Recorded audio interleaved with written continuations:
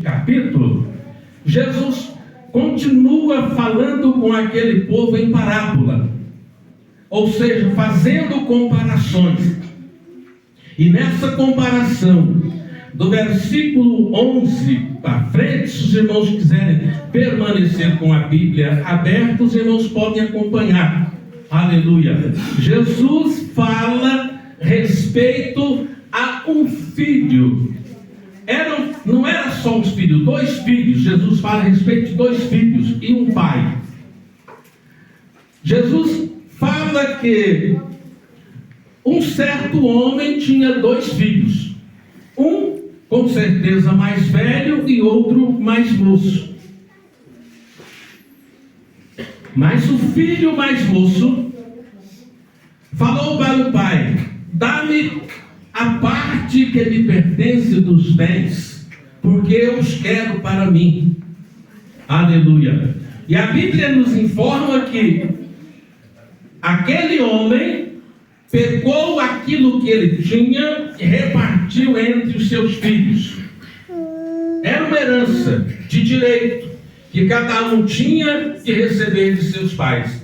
Deixe-me perguntar aqui para os irmãos: alguém já recebeu a herança de seu pai aqui? Alguém já recebeu? Aleluia. Ainda com o pai e mãe em vida? Glória a Deus. Olhar para cá, né? O Paulo aqui. O Marcel também. Glória a Deus. Mais aqui. Bom, isso é muito importante, irmãos. Receber aquilo que lhe pertence. Mas, porém, nós observamos que Jesus, demonstrando aqui a avidez desse texto, ele fala assim: olha, o filho mais moço, com o passar dos dias, o filho pega tudo o que tem e vai para um país distante, conforme algumas traduções, ou, dependendo da tradução, para um lugar longínquo, ou seja, para uma terra aonde não era perto da casa daquele senhor. Mas o filho, pegando aquilo, ele vai para este país ou para esta terra distante, e lá ele vai viver dissolutamente. A palavra dissolutamente poderia dizer assim: olha, ele sai e vai viver uma vida sem regra, uma vida de orgia, uma vida aonde ele coloca tudo à disposição do seu ego pessoal, de fazer aquilo que ele aprouve fazer, ou seja, aquilo que ele acha melhor fazer. Uma vida dissoluta, uma vida sem preceitos, uma vida sem regras, uma vida longe da presença de Deus. Aleluia. Uma vida sem temor a Deus. Aquele jovem, ele pega tudo o que ele tinha e ele sai da casa de seu pai e vai para esta terra distante. Eu quero, irmãos, falar para os irmãos nesta noite acerca destes 2 jovens, estes 2 filhos. Aleluia. Esses 2 filhos, nós podemos observar que um destes filhos é o filho mais moço. Aleluia. Se os irmãos não se importarem, eu vou dispensar o microfone, pode ser? Ela quer água. Aqui é pequeno, não vai necessitar muito do microfone, eu falo alto. Glória a Deus. Esse filho mais moço, ele pega tudo quanto ele tinha, sai da casa de seu pai. O filho mais velho continua dentro da casa do pai. Aleluia. Esta comparação não é feita para nenhum de nós aqui nesta noite, mas uma comparação que Jesus fez para que aquele povo viesse a compreender a necessidade do Pai na vida do ser humano. Aleluia. Glória a Deus. Aquele jovem mais moço, saindo, foi para uma cidade. Lá naquela cidade aonde aquele jovem foi, a Bíblia, ela é bem clara que aquele jovem gastou todos os seus bens naquilo que ele achava que fosse satisfatório a ele. Aleluia. que algum de nós aqui nesses dias de hoje, eu diria que teríamos gasto nas festas, nas bebidas, nas noitadas com as prostitutas ou com os amigos das drogas. Eu não sei que tipo de amizade aquele jovem adquiriu durante aquele tempo em que ele estava só distante do pai. Mas uma coisa é certa: aquele jovem desperdiçou toda a sua fazenda com as meretrizes, assim a Bíblia diz, levando uma vida regaladamente, gastando seus bens, fazendo tudo o quanto agradava a sua própria carne. Uma coisa eu quero dizer para os irmãos desta noite: o homem, ele não pode fazer tudo aquilo que o seu coração almeja fazer. A Bíblia nos afirma que o coração do homem é enganoso. O coração do homem faz com que o homem cometa erros gravíssimos. E quando o homem comete esses erros graves, Deus cobra do homem aquele erro que ele cometeu. Vou citar aqui para os irmãos o exemplo de Davi. Davi era um rei o qual Deus o havia constituído sobre o povo de Israel. Um homem temente a Deus, um homem que a Bíblia relata que era segundo o coração de Deus. Mas aquele homem um dia ele cometeu um erro grave. Aleluia! Em meio a tantas batalhas que aquele homem havia travado para livrar Israel das mãos dos filisteus, das mãos de outros povos circunvizinhos, aquele homem um dia, ele resolveu atirar, vamos dizer assim, que umas férias da guerra. Ele ficou em seu palácio para descansar. E enquanto que ele ficou no seu palácio para o descanso, Deus queria que ele fosse à peleja, para pelejar contra aquele povo que estava tentando acabar com a nação de Israel. Mas, porém, ele resolveu ficar em sua casa.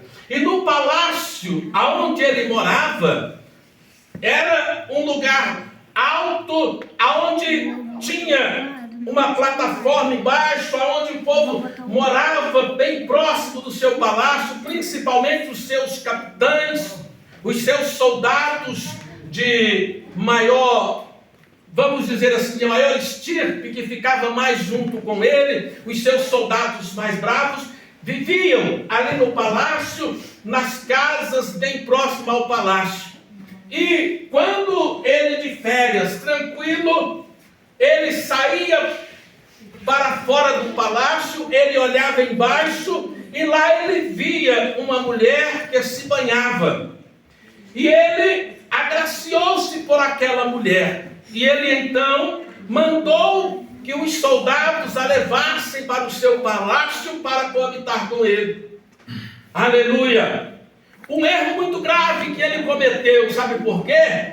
Ele preferiu o descanso de que a batalha. Ele preferiu ficar em casa para o seu deleite, para descansar, para ficar talvez com a esposa, para ficar ali descansando, levando uma vida de rei, tão somente sendo servido.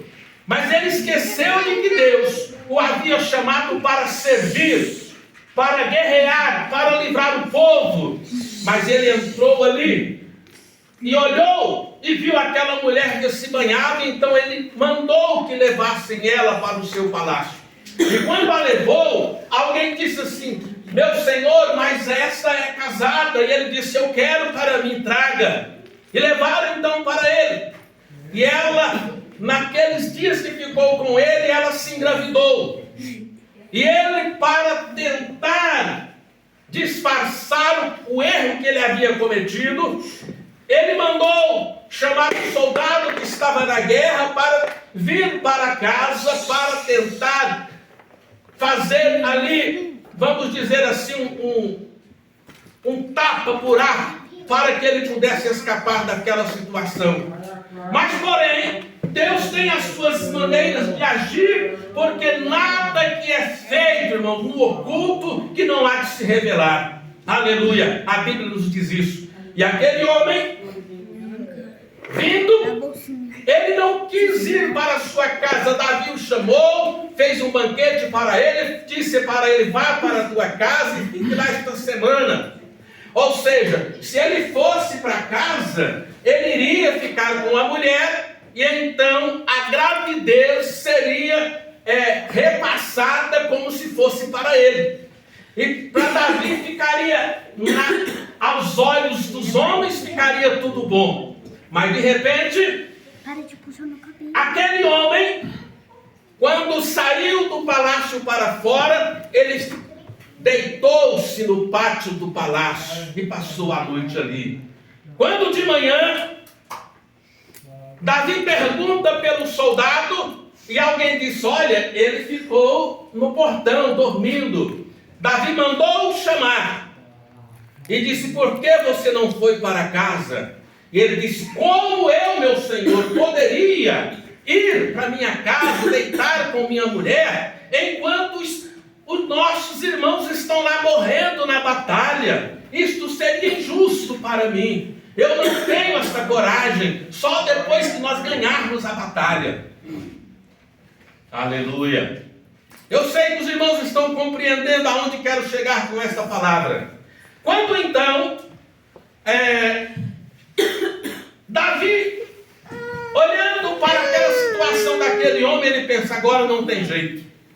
Ele fez uma carta, entregou para um dos capitães e disse: olha, entregue para Joabe.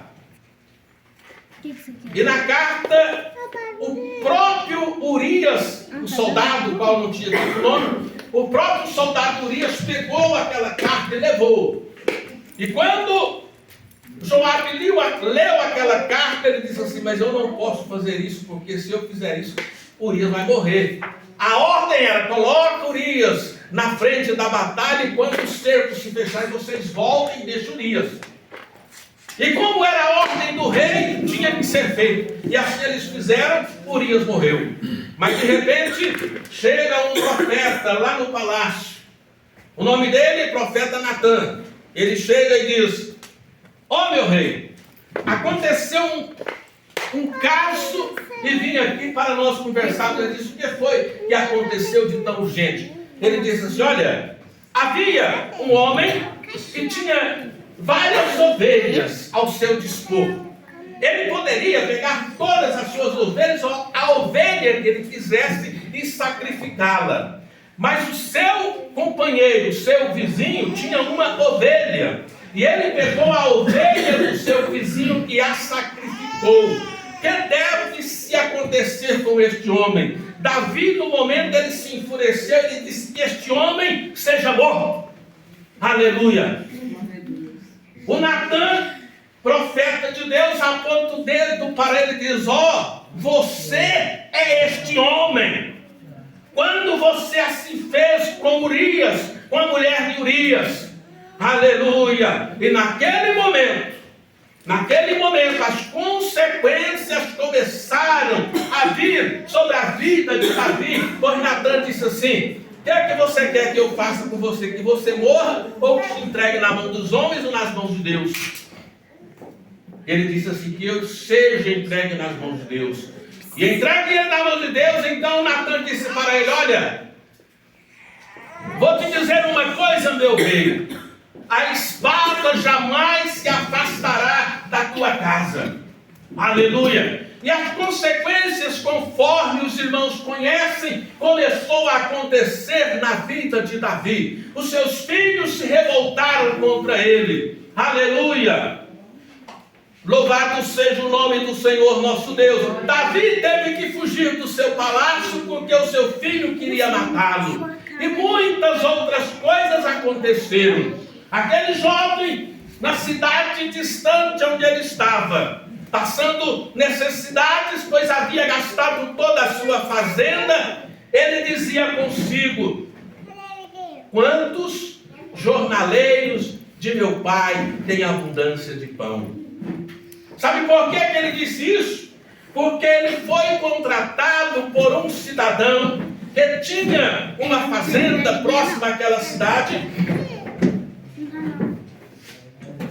E aquele cidadão o colocou para apacentar porcos. E aquele jovem, quando ele ia tratar dos porcos, ele não tinha comida, pois o fazendeiro não lhe oferecia comida. E ele não tinha dinheiro para comprar comida, para levar, para comer. Ele então desejava comer as alfarrobas que os porcos comiam, ou as bolotas que os porcos comiam. Ele voltou em si e disse: quantos jornaleiros de meu pai, ou trabalhadores de meu pai, têm abundância de pão, e eu estou aqui perecendo de fome. Eu quero dizer uma coisa para você, irmão, irmã: não se afaste da presença de Deus. Lá no mundo, você vai um dia, se você se afastar da presença de Deus, ou se você já afastou, lá no mundo, o mundo só traz desgraça na vida daqueles que estão no mundo. Aleluia. Lá no mundo o homem sofre, porque o mundo não é como a igreja. A igreja tem o Espírito Santo de Deus para consolar, mas o mundo não. O mundo tem o inimigo de nossas almas para mostrar coisas diferentes para ele se aprofundar mais nas drogas, nas bebidas, nas prostituições, nas orgias da vida, deixando de lado a presença de Deus. Lá no mundo, o inimigo, ele quer afastar o homem a cada dia, a cada momento, para o mais distante de Deus, pois assim, se ele o fizer, ele vai ganhar aquela alma para ir com ele para o inferno. E a Bíblia nos diz que lá no inferno é um lugar onde o fogo nunca apaga. A Bíblia diz que o bicho jogado lá dentro, ele nunca morre, e o fogo nunca apaga. Aleluia. A Bíblia diz que lá é o lugar do sofrimento eterno, mas a Bíblia também afirma que aqueles que estão servindo ao Senhor receberão a vida eterna, irão para o céu, para uma cidade santa, estarão ali adorando a Deus, servindo dia e noite, aleluia, adorando o nome do Senhor. Glória a Deus. E a Bíblia nos afirma que no céu, a luz que alumia lá é a luz do Senhor Jesus Cristo, a luz do Cordeiro. Aquele filho caindo em si, ele diz: vou voltar para a casa do Pai, e vou chegar no meu Pai e vou dizer a ele: Pai, eu pequei contra o céu e diante de ti, já não sou digno nem de ser Aleluia, filho, mas eu quero que o Senhor tenha misericórdia de mim e me trata como um dos teus trabalhadores. Aleluia. Me trata como um dos teus trabalhadores. Pois eu sei, ó Pai, que na casa do Senhor há abundância de pão, há abundância de alegria. Isto eu quero dizer o seguinte: para aquele que está fora da igreja, quando ele retorna para Deus, ele sabe que diante de Deus é o lugar onde ele vai sentir prazer, alegria, todos os dias da sua vida. Embora que as dificuldades possam aparecer, mas o Senhor Jesus Cristo diz: eu estou contigo todos os dias até a consumação dos séculos. Aleluia. O pai recolhe aquele filho, e o pai pega um anel, coloca sobre aquele filho, no dedo dele. Ele estava descalço, o pai manda colocar umas alparcas nos pés. A roupa toda rasgada, o pai manda vesti-lo com roupas especiais que estava guardada lá no seu guarda-roupa. Aleluia. Isto fala, irmãos, da vestimenta do Espírito Santo. Aleluia. Na vida do homem. A veste fala do Espírito Santo cobrindo o homem com o poder de Deus. O anel fala de poder do Espírito Santo para você estar na presença dele servindo. E os sapatos falam do Evangelho, do calçamento do Evangelho da paz. Aleluia. Mas o filho mais velho estava trabalhando. Isso à tarde, quando ele volta, ele chega na casa do pai e vê uma festa acontecendo. O pai havia dito para o servo: olha, vai lá, veste o meu filho, coloca-lhe um anel no dedo, calça-lhe os pés com alparcas, veste-lhe a melhor roupa, mata o bezerro cevado e vamos nos alegrar, porque este meu filho estava morto e reviveu, estava perdido e foi encontrado. Aleluia, Jesus. Mas o filho mais velho chega e fala: pai, pergunta para um de seus companheiros que estava trabalhando: o que está acontecendo? Alguém chega para ele e diz: olha, o teu irmão voltou e o teu pai o recebeu e mandou fazer uma festa para nos alegrarmos junto com o teu irmão. Aleluia. Aquele moço mais velho olha para a casa do pai cheia, igual a casa do pai está cheia aqui hoje. Aleluia. Aleluia. O povo glorificando, adorando, dançando, comendo churrasco. Aleluia. O povo estava alegre ali junto com o pai, junto com o irmão que havia retornado. Mas o irmão lá fora olhou e disse: eu não entrarei naquela casa porque meu irmão está ali. Ele até dizia assim: olha, vai lá e chama meu pai. Alguém foi, chamou o pai e ele disse: pai, o que está acontecendo? O pai disse: olha, o teu irmão, ele estava morto e reviveu, estava perdido e foi encontrado, e por isso nós estamos alegres e fizemos esta grande festa. E ele disse: pai, mas olha, esse teu filho, nem era irmão mais, este teu filho, o Senhor entregou a ele todos os bens que lhe pertenciam. Ele saiu, gastou tudo, e agora o Senhor mata o bezerro cevado, faz uma festa em homenagem a ele. O pai olhou para aquele filho que havia desviado momentaneamente e disse: filho, você sempre está comigo. Aleluia. E Deus está dizendo para você nesta noite: você sempre está comigo. Aleluia. Glória a Deus. Mas este teu irmão estava morto, reviveu, estava perdido e foi encontrado. É por isso que nós nos alegramos. Aleluia. Eu quero dizer para os irmãos desta noite: se alegrem na presença de Deus. Ele está presente aqui. Aleluia. Ele fará com que nós um dia possamos herdar a vida eterna. Aleluia. O arrebatamento está prestes a acontecer. Quando a trombeta soar, a Bíblia nos afirma que nós, se estivermos vivos, seremos arrebatados e iremos encontrar com o Senhor nos ares. Mas os mortos ressuscitarão. Aleluia. E a igreja subirá para a eternidade e glorificará o nome do Senhor para sempre. Aleluia. Irmãos, eu quero encerrar estas palavras. A hora já está bem avançada.